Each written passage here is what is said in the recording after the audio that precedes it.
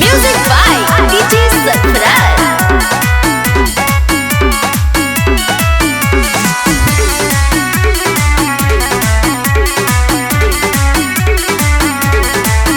और लड़के हैं हमको वहारे रे बढ़वा के बेटे संस्कारे रे।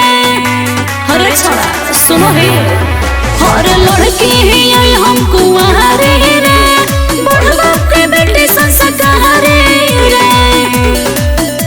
तू देख ली है छोड़ा नौकरी करबो हम सरकारी रे।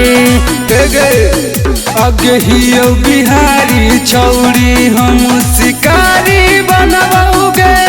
अच्छा तू करिहा नौकरी सरकारी हम रंगदारी करबोगे। अगे टेंशन न लिहा छौड़ी चाहे मरबोगे। हाँ तू करिहा नौकरी सरकारी हम रंगदारी करबोगे। हर सब बुझलियो।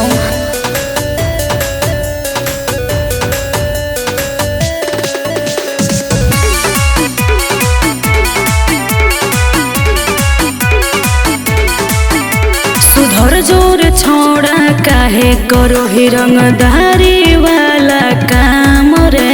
अगे जमुई जिला में बच्चा बच्चा जानू है हमर नाम गे। ई बात हो करे अरे छोड़ दे रे छोड़ा काहे करो ही रंगदारी वाला काम रे। नवादा जिला में बच्चा बच्चा जानू है हमर नाम गे। अगे तू चलैहा कलम हम गोली चलाइबोगे। अच्छा तू करिहा नौकरी सरकारी हम रंगदारी करबोगे। सच आगे टेंशन काहे लेही पगली हमें ने मरबोगे। ओहो तू करिहा नौकरी सरकारी हम रंगदारी करबोगे। ई बात हो का।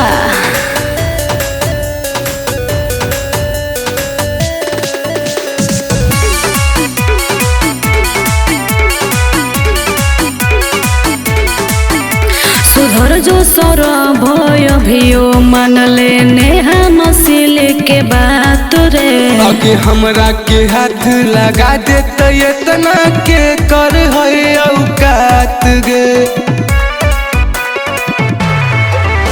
सुधर जो सचिनवा अभियो मान लेने हम सिल के बात रे। हमरा के हाथ लगा दे तो इतना के कर है औकात गे। डरो ही काहे पगली जब हम ही नहीं डरबोगे। का तू करिहा नौकरी सरकारी हम रंगदारी करबोगे। सच करे आगे टेंशन न लीहू पगली चाहे मरबोगे।